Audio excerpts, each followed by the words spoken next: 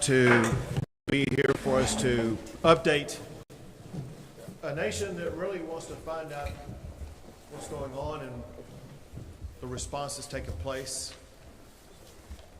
here in the center part of Texas. This is something where we need to begin now, and we need to continue to invoke God Almighty. The one thing I hear the most from people across the country, really across the globe, are the prayers that are being sent for those who are in harm's way to be successfully rescued.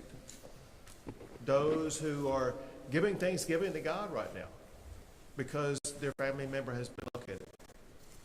Those who remain prayerful that their family member too will be found.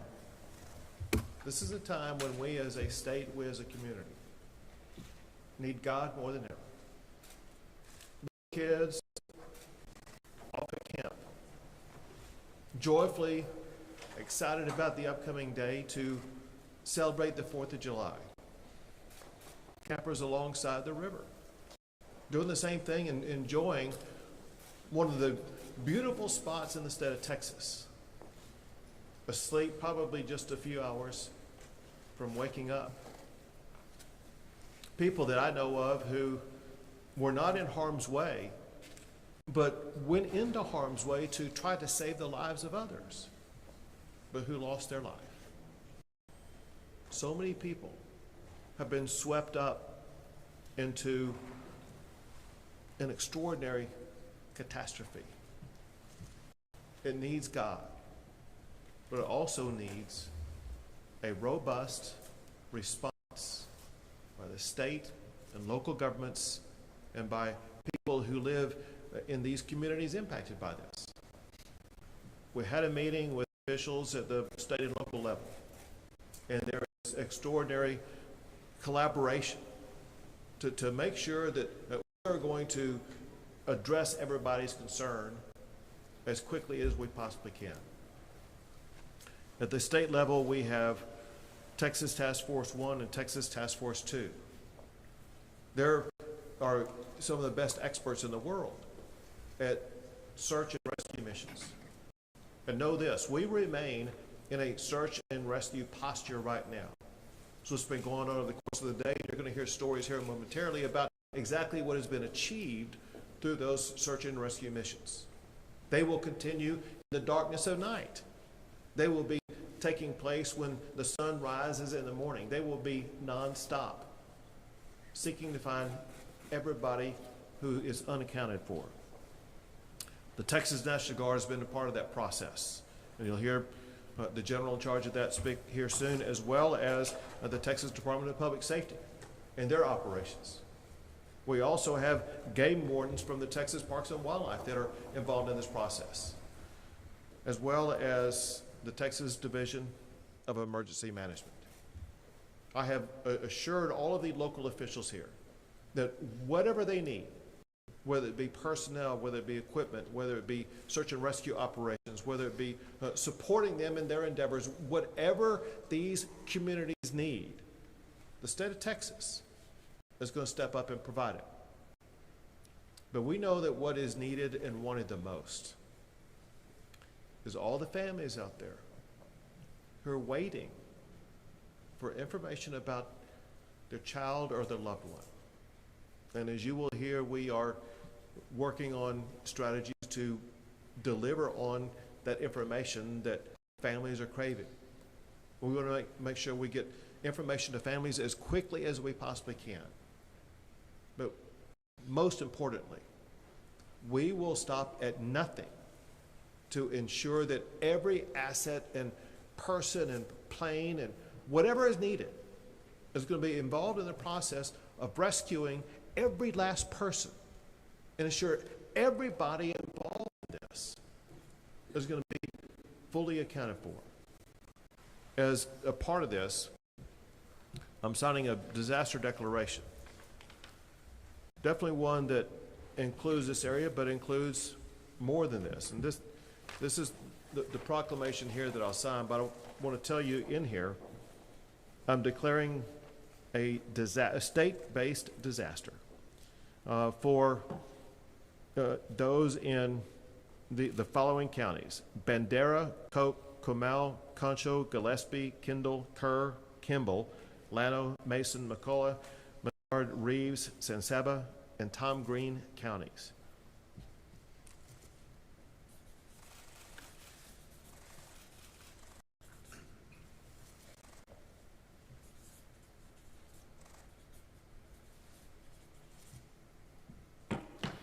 This will ensure all the counties that are identified in this, and there may be more that need to be added later, are going to have access to every tool, strategy, personnel that the state of Texas can provide to them, which will be limitless. We'll put in everything we have in the entire state. Someone who's been involved and shares the commitment is the Lieutenant Governor Dan Patrick. Thank you, Governor. Dalton, who's our city manager, told us earlier that he was jogging at 3 in the morning along the river, and there wasn't a drop of rain falling. Within a few hours, the Guadalupe had risen about 26 feet, and actually it rose that quickly in about 45 minutes of those 2 hours. And since that first alert went out early this morning, between 4 and 5 a.m., the city officials here, the sheriff, immediately sprung into action. And since 4 or 5 this morning, they have stopped. We put forth 400 to 500 state employees, DPS, game wardens. I'll let the speakers talk about the specifics of everyone we had in the air, drones, helicopters, but from the first minute that this storm went from 3 in the morning, not a drop of rain, until the tragedy struck and the river rose, these people behind us, Governor, have done everything they can. And there have been a number of rescues, and they'll speak to that as well during the day. And I echo what the Governor said. As I said earlier, we will not stop until we find every body, and the rescue continues that effort. We will not stop. And it is God Almighty that we need. Not a thought and prayers message. Hey, get down on your knees and pray for these families tonight and all these children. Thank you, Governor. Thank you. There's going to be other people who speak here, but before they do speak, I want to recognize a few others who will be involved in this process. One is the state representative from this area, West Riddell. Won't you let people know who you are? And we're also in the state Senate district, Senator Pete Flores. And we have the Texas Parks and Wildlife Game Warden, Colonel, who's here with us. Thank you all for being a part of this process. And now I want to turn things over to Sheriff Letha. Yes, Sheriff Larry Letha, County. What I'd like to let y'all know and the public know is, like the Governor said, we do have all the resources we need at this time, and we will continue to have them until we finish the mission. I want to tell y'all that we will be working around the clock 24/7 until every person is found. What I can confirm at this point, we're at about 24 fatalities. We're not going to be giving any names out at this time. We're still notifying next of kin.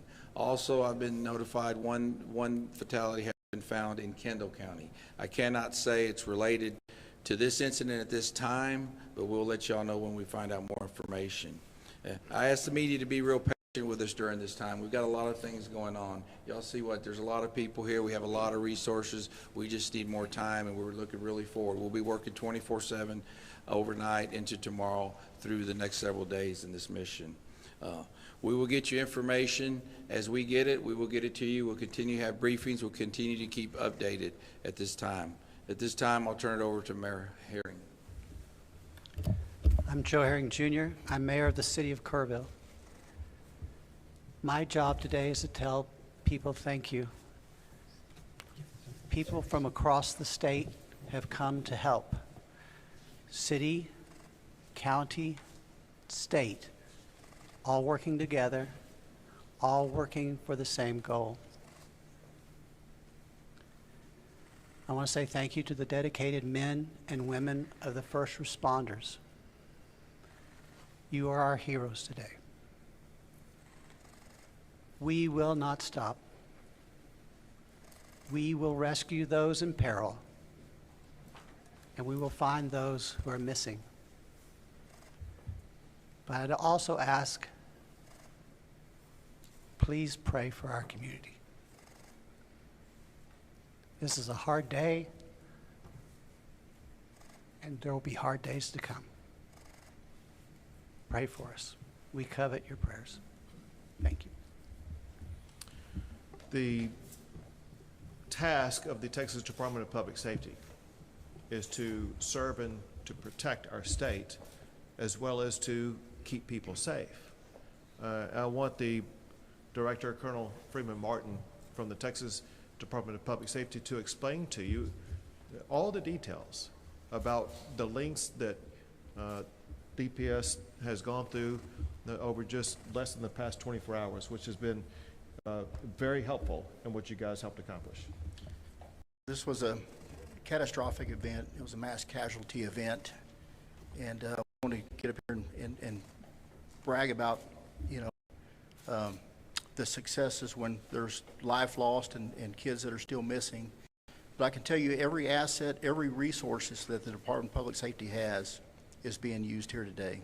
We have long-lasting relationships with the Sheriff, Larry Letha, that go back 30 years, working with the mayor. And we brought in over 100 troopers this morning, and they worked all day, rescues, high water vehicles, boats, rescue drivers, divers, 7 rescue helicopters with hoist capabilities, and that was just today. We have another shift coming tonight and another shift in the morning. We'll really ramp it up in the morning, but we will not stop. In addition to the search and rescue, that's the priority right now. Moving forward, tomorrow we're going to bring in communications operators, victim services people to help our partners here in Kirk County and HHSC. We have Parks and Wildlife here. They're providing just many boat teams, so they have 2 rescue helicopters. Today we had the Texas Military Department, the Texas Department of Public Safety, Parks and Wildlife, Task Force 1, everybody working in support of our local partners. That's what right looks like. There are no egos here. There's nobody in charge. We're all working together. We're all communicating, and we will not stop until we find every last person. So we'll be here for days to come. End. Tomorrow is going to be a very important day. We had a hard time getting in this morning. So as the day went on, and it picked up, and we were able to rescue more and recover more. That will continue tomorrow. We have more resources en route. So with that, I'll turn it over to General Seltzer. Good afternoon. As the governor has already said, he has ordered me to provide every capability that the Texas National Guard has to these local officials in this community. Today, we activated 5 helicopters with hoist to do rescue operations. They were paired with rescue swimmers from Texas Task Force 1. These crews trained together year-round just for this situation, and they were ready to respond. Additionally, we have 3 additional helicopters on the way to support the community. We are also using high-profile tactical military vehicles to move evacuees out of high water areas to shelter locations. As of 2 hours ago, we had rescued or evacuated 237 people, and 167 of those were by helicopter. So we're having a very good helicopter response when the weather allows. Additionally, in our operations tomorrow, we'll be sending personnel to help with evacuee shelter management, and also the Texas Emergency Tracking Network. It's a banding system so that we can band evacuees to help get accountability of who's being evacuated into the shelters. Thank you. Thank you, General, and thank you to the men and women of the Texas National Guard. And now, Nim Kidd, the Chief of the Texas Division of Emergency Management. Thank you, Governor. Our prayers are rooted in action. We've had folks on the ground since yesterday afternoon here, and our State Emergency Operations Center was opened at 1 o'clock yesterday afternoon. The original forecast that we received on Wednesday from the National Weather Service predicted 3 to 6 inches of rain in the Concho Valley and 4 to 8 inches of rain in the hill country. We worked with our own meteorologists to fine-tune that weather statement, and as many of you know, and many of you in broadcast journalism and meteorology, you can go back and look at your own forecast, and the amount of rain that fell in this specific location was never in any of the forecast. Nonetheless, in partnership with our local officials here, we have resources that have been surrounding this area since yesterday. When the rain fell and the calls came in, we immediately jumped into action alongside of our local partners. In addition to the local partners that are here, we have 150 personnel, search and rescue experts from Texas A&M Task Force 1. We have over 1,000 state officials and state partners that are responding here with over 804 assets, vehicles, boats, and helicopters. I want to run through that list really quickly. 150 from Texas Task Force 1, that is 30 boats and additional high-profile vehicles. You heard from Colonel Martin in the Texas Department of Public Safety. Colonel Vanderroos down on the end has over 170 personnel here, 167 four-wheel drive vehicles, and over 53 boats in addition to their aircraft. You heard from General Seltzer about the military departments. The A&M Forest Service is here to help us do tree removal and get trees out of the way and help with incident management. The Department of State Health Services has 164 members from the Emergency Medical Task Force here with over 71 pieces of equipment. You may see ambulances in this county that aren't anywhere from near here. They're part of the Emergency Medical Task Force. There will be questions about reunification centers. There'll be questions about noticing. Our local partners will answer those questions when you have them. And Governor, at this point, that ends my prepared remarks. So this is a 24/7 effort. Everyone needs to know, day or night, whatever hour of the day, there will be local officials, state officials collaborating together. Also want to thank the Secretary of Homeland Security, Kristi Noem, who gave me a phone call today to offer any assistance that we need. Secretary Doug Burgum, Secretary of the U.S. Department of the Interior, who called and offered any resources we need. Senator Cruz called and offered any support that could provide. So this is something where the federal government is leaning in and wants to assist the community here in the heart of Texas to accelerate the process, to be able to draw this to a very positive conclusion. And it's something that Texas will continue to lean into.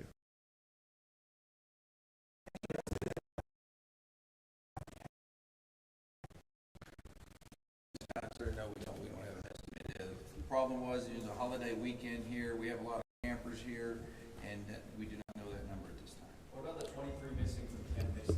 Has that number changed? No, it's still, we're up between 23 and 25. We have not confirmed that yet. We're still working on that, sir. You said the federal partners were helping with us, and but we didn't receive any National Weather Service forecast until well into the storm.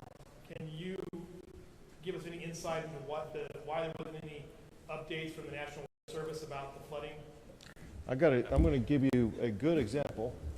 Where's he at? City Manager. Yeah, I'm going to have the city manager can explain to you kind of in real life terms exactly what happened, when it happened, and how it happened, and what was so unpredictable. And as the Lieutenant Governor alluded to, I was out on the river trail this morning, which is, again, at water level of the Guadalupe. I was out there about 3:30 this morning doing a jog. I left there probably about 4 o'clock. There was very light rain, no signs of the river. I come from the Houston area, so very used to hurricanes, very used to flooding. We kind of monitored that, checked some different areas. We did not see any signs of the river rising at that time. I started getting phone calls probably about 5 o'clock. We went, the fire chief Maloney and I went out to Lee Stays Park. Up on the top section, we did have national EMR, and we already had a lot of our emergency plan ready for which is at the river level. By the time we got to the national EMR truck, we could not get it out, and we almost got stuck on the top level. So there's a pavilion in Stays Park. Within an hour and a half, it had already risen well over 20, 25 feet. So we were monitoring that as much as we possibly could.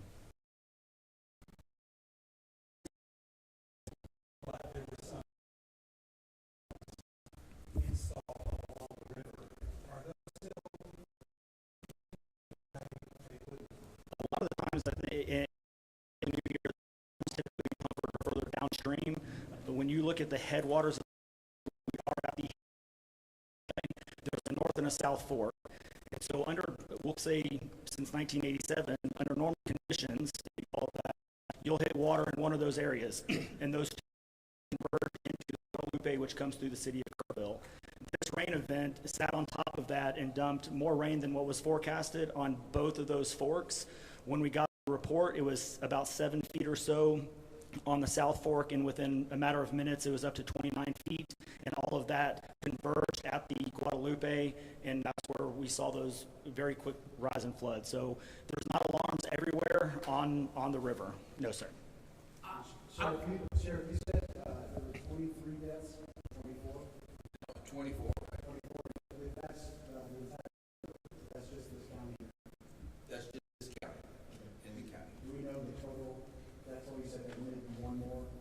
We do have a report from one fatality in Kendall County. To ask, what is the process if an evacuation happened? This seems like it came on very fast. I spoke with some flood victims in Ingram who said their home was flooding as rescues were happening down the river, and they asked me, why weren't there evacuation notices at that point? What is the process like to get an evacuation notice, and what's the threshold to send out an alert to people to get out of their homes? So just like anything with evacuations is very difficult, right? There's a balance between, do you evacuate and then put chaos onto the road and potentially risk people getting stuck on a road? This is the hill country. For those that haven't been here, there are hills. There's a lot of low water crossings. And if you spark an evacuation at the wrong time or create an evacuation, you could go into a mass panic, get people on the road, which could be even more deadly by having vehicles swept away. So there's a very fine balance between sheltering in place, getting to the high grounds. A lot of our operations plans, especially with these camps, that is the plan, is sometimes shelter in place, get them to those known high grounds, and then wait for rescue. Again, when this came in, people were sleeping. Even if you were able to try to get notification, that evacuation period is a very delicate balance. Can you guys confirm if the game wardens did go into Camp Mystic and pull kids and staff out of there?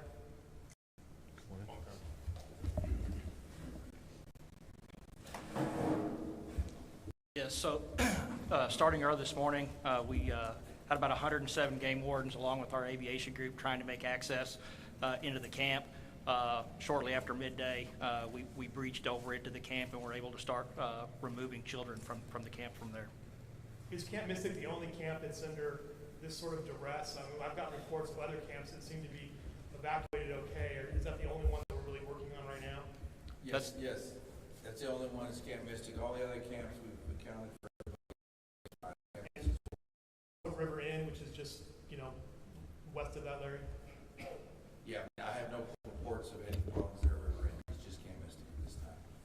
What are the hardest hit areas, what you can tell as far as where the fatalities or the current no missing person reports are coming from, and how far is your area extending right now from where upstream to where downstream? We're working anywhere from about 30 miles west of Kerrville on the Guadalupe River at this time. But that out west, on our east side, we didn't have any problems. Everything is pretty much west of Kerrville. All our issues are from this flooding. And as far as where the hardest hit areas were along Guadalupe? Yes, we're about 30 miles from. I was just mentioning were there particularly properties or campgrounds where you're seeing the most damage, the most loss of life, or missing people? Anything to the rivers where we're seeing property damage and missing people. To add on to that, when you look at the 100-year flood map, we're trying to get as much comparison as we can. While we don't know if it's the exact 100-year plain map, it is darn close. And so that shows a lot of stuff when you look at that. So anything along the fork, along cabins, RV parks, even some things that were kind of on the higher end, were again the map came in, we're just moving those vehicles. And there's been a lot of talk about this was not foreseen. Lieutenant Governor, you mentioned in your press conference earlier today that one of the regional director contacted local officials to let them know about the possibility of flooding.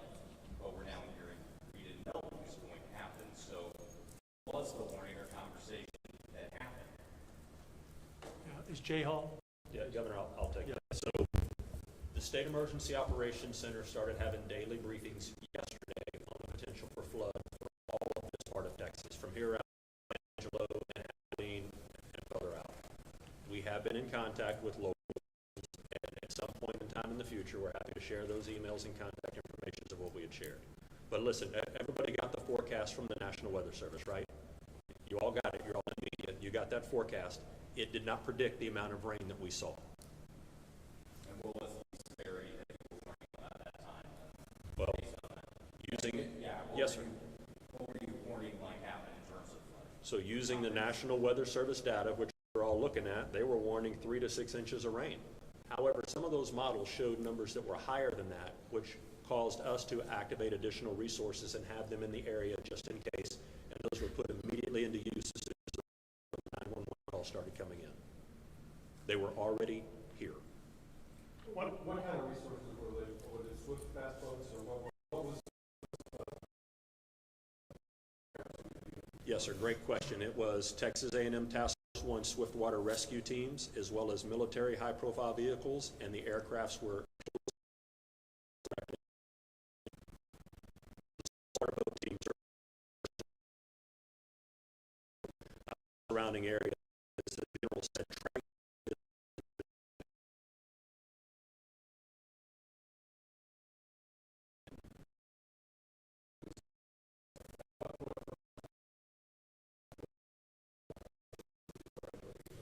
they got here at noon yesterday. But they immediately.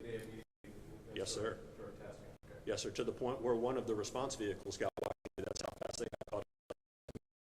There you go.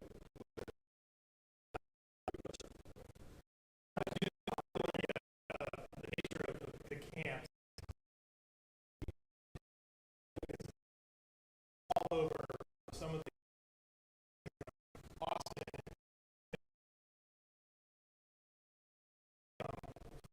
Like for you, you're around the area, I know that. Is blown up. The fact of the matter is, calls were coming in first, from my team in the governor's office, Chief Kidd, the other leaders where we collaborate on this all the time.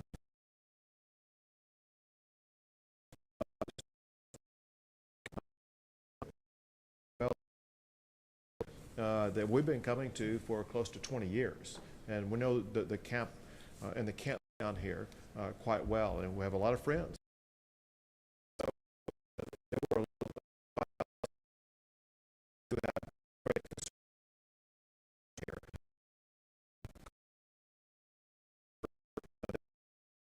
For every stone to make sure every tech be accounted for as quick.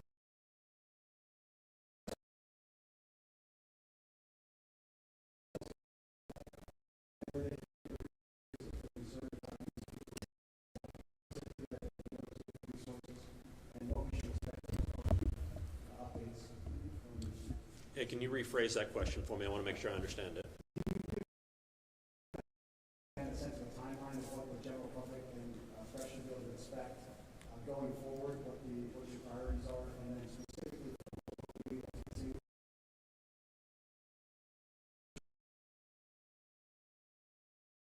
Search and rescue teams are here, and they're not leaving this community until the last person is found. That's number one. Additional volunteer resources will be managed by our local partners at the city for volunteer and donations, and they can give you those websites to put out in a little while, in a little bit. I think another part of your question, disaster.texas.gov. If your business has been impacted, you can start reporting the damages there. Damage is my second priority. Life safety and search and rescue is my first priority. We'll focus on this whenever we get done with the rescue piece. The more that you can send people this way around, it's to report their damage will help us in the future. Can you confirm whether all of the kids that have been accounted for have been reunited with their parents at this time? No, I cannot confirm that at this time. They've all been back with their parents, no. Is there concern about possibly more weather or rain coming and how that affects search operations? So, Short answer to that is yes, we are still concerned about the weather. Any additional rain in this part right now can cause additional issues of flash flooding. And so this is where I really need all of your help. All the people that don't live here and don't have family here and don't have family that are missing, not to come here. Do not come in this area and start looking around. We had people that were blocking bridges today while we had emergency response vehicles trying to get out and do rescues. If you don't live in this area and you're not personally involved in this right now, that's part number one. Part number two is if you do have someone that's missing, the city will be putting information out and we want you to report that back in. So I want to add on to your question because it's a great question. The sheriff gave a great answer. But there's, Sheriff, remind me, how many camps along the river have we been in contact with today? And the majority of those campers have contacted their families and working to reunite those campers and those families together outside of the state government. We are focused on the ones that cannot help themselves right now as our primary area of concern. Governor, do you Great, trust- thank you, do folks. trust That's all we have the National time Weather for. Service? It's not a matter of trusting or not. Listen, ever since I've been governor, we've had